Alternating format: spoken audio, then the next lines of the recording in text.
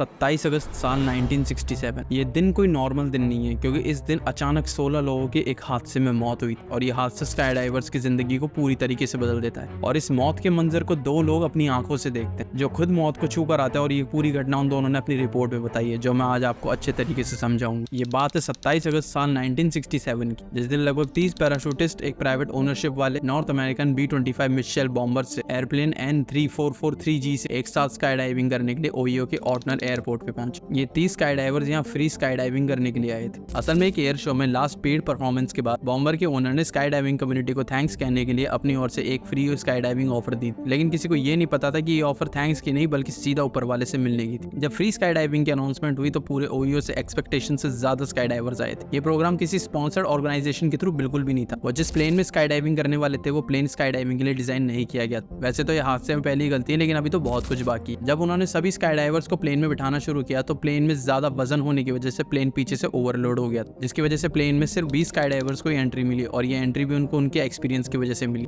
इन sky divers में जो 17 लोग थे वो USP के मेंबर थे। USPA का मतलब है यूनाइटेड स्टेट पैराशूट एसोसिएशन। इन सभी लोगों में 11 स्काई डाइवर्स ऐसे थे जिन्होंने 75 बार से ज्यादा स्काई डाइविंग की थी और बाकी बचे 7 लोग ऐसे थे जिन्होंने 200 बार से ज्यादा स्काई डाइविंग की। प्लेन पर चढ़ने से पहले कंपनी ने सभी स्काई डाइवर्स से लायबिलिटी वेवियर फॉर्म पर साइन करवाया था। वेवियर फॉर्म का मतलब होता है कि अगर कंपनी की किसी भी एक्टिविटी के अंदर पार्टिसिपेंट को गलती से कुछ इंजरी वगैरह हो गई तो वो पार्टिसिपेंट कंपनी पर कोई भी लीगल केस नहीं कर सकता है। लेकिन अगर बात किस्मत की करें तो जो लोग प्लेन पे नहीं चढ़े थे उनकी जिंदगी बच चुकी थी और जो लोग प्लेन पर चढ़ चुके थे वो अब कभी भी वापस नहीं आने वाले थे।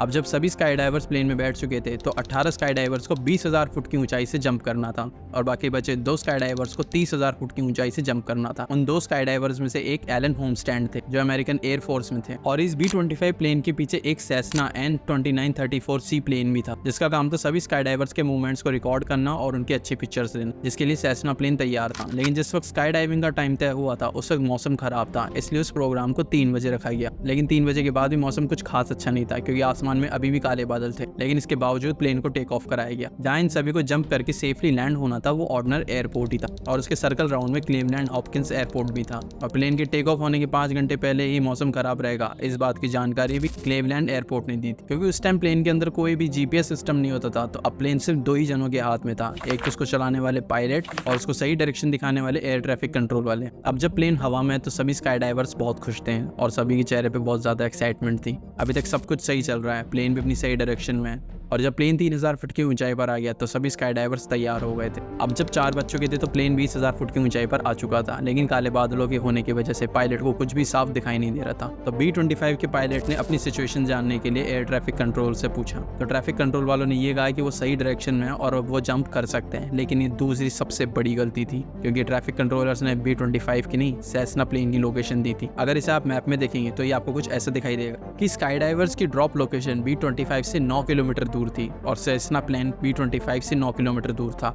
लेकिन जब कंट्रोल टावर से परमिशन मिली तो वो सेस्ना प्लेन को B-25 समझकर मिली थी, जिसका मतलब है कि B-25 अपनी ड्रॉप लोकेशन से 9 किलोमीटर आगे जा चुका था और सेस्ना प्लेन अब ड्रॉप लोकेशन से 9 किलोमीटर दूर था। परमिशन मिलते ही पायलट ने सभी स्काई डाइवर्स को जंप करने के लिए कहा और वो 16 स्काई डाइवर्स बड़ी खुशी के साथ जंप कर चुके थे और वो अपनी डाइव को एंजॉय कर रहे थे। लेकिन उनमें से किसी को ये नहीं पता था कि वो अब सीधा मौत के मुंह में जा रहे हैं, क्योंकि मौसम साफ नहीं था, इसलिए किसी को कुछ दिखाई नहीं दे रहा था। लेकिन जैसे ही उन सभी स्काई डाइवर्स ने बादलों की एक मोटी लेयर को पार किया तो उन सभी की खुशी गम में बदल गई, क्योंकि वो नीचे देखते हैं कि उनके नीचे जमीन है ही नहीं, सिर्फ और सिर्फ दूर दूर तक पानी ही पानी है। नीचे पानी को देखते ही उन सभी स्काई डाइवर्स ने अपने पैराशूट वक्त से पहले खोल लिए ताकि वो कैसे ना कैसे करके किनारे तक पहुंच जाएं और अपनी जान बचा सके। लेकिन अफसोस वो पानी का एरिया जमीन से 8 से 9 किलोमीटर दूर था। कोशिश करने के बावजूद भी कोई भी जमीन तक नहीं पहुंच पाया और सब सीधा पानी में डूब गए। तो अब सवाल ये आता है कि क्या ये सब तैर के नहीं जा सकते थे और क्या इनके पास ऐसा कुछ भी नहीं था जिनसे इनकी जान बच जाए? तो इसका जवाब है बिल्कुल भी नहीं, क्योंकि जिस ऊंचाई से जंप करने वाले थे वहां का टेम्परेचर 30 सेल्सियस था। इसलिए हर स्काई डाइवर ने अपने सूट पर एक और एक्स्ट्रा लेयर पहन रखी थी, जिसके कारण उनकी बॉडी पर बहुत ज्यादा वजन हो गया। क्योंकि वो गहरी झील लेक एरी में गिरे थे तो उनके बढ़ते वजन के कारण वो पानी में डूब गए और ये बात एयरपोर्ट पे किसी को भी पता नहीं थी। अब जो 18 लोग स्काई डाइविंग के लिए जंप करे थे उनमें से 16 लोग डूब चुके थे, लेकिन 2 ऐसे लोग थे जो लेट हो चुके थे, इसलिए उन्होंने बाद में जंप किया। और जब उन्होंने ये देखा कि उनके बाकी साथी पानी में डूब रहे हैं तो उन्होंने वक्त से पहले ही अपना पैराशूट भी खोल लिया था। लेकिन लेकिन उनको ये मालूम था कि हम इस वजन के साथ जिंदा नहीं बच पाएंगे और ना ही वो वक्त रहते किनारे तक पहुंच सकते हैं। तो उन्होंने अपनी बॉडी से सारी बेकार की चीजें निकाल दी, जिसके कारण उनका वजन बढ़ रहा था। लेट जंप करने की वजह से वो ये बात किसी को नहीं बता पाए कि अपने शरीर से एक्स्ट्रा लेयर हटाने की वजह से वो बच सकते हैं, और वो 16 के 16 लोग डूब कर मर गए। और जब पायलट को लगा कि हम तो एयरपोर्ट के आसपास भी नहीं है, तो उन्होंने ट्रैफिक कंट्रोल वालों को ये बताया कि शायद हमने गलती से 16 स्काई डाइवर्स को पानी में जंप करवा दिया है। ये सुनने के बाद एक रेस्क्यू टीम तुरंत निकली और उन सभी को बचाने के लिए लेक एरी में ढूंढने लगी, और उन सभी 16 स्काई डाइवर्स को ढूंढने के लिए लगभग 30 बोट यूज की गई। लेकिन अफसोस की बात है कि सिर्फ वो 2 लोग ही बच पाए। एक और आदमी को ढूंढ लिया गया था, लेकिन उसने बोट पर ही अपना दम तोड़ दी। और जिन 2 स्काई डाइवर्स को 30,000 फुट की ऊंचाई से जंप करना था, वो सेफली ऑटनर एयरपोर्ट पर लैंड कर चुके थे। अब बात करें इसकी इन्वेस्टिगेशन की, तो कुछ गवर्नमेंट ऑफिसर्स ने ये कहा कि जंपर्स अपने टारगेट से 30 किलोमीटर दूर उड़ गए, जो कि ये बात आगे जाके कुछ खास सच नहीं मानी गई। और जो 2 स्काई डाइवर्स बचे थे, उनमें से एक ने ये कहा कि हम अपनी ड्रॉप लोकेशन पे थे ही नहीं। यही बात B-25 और सेस्ना प्लेन के पायलट्स ने भी की कि हमें गलत लोकेशन मिली थी।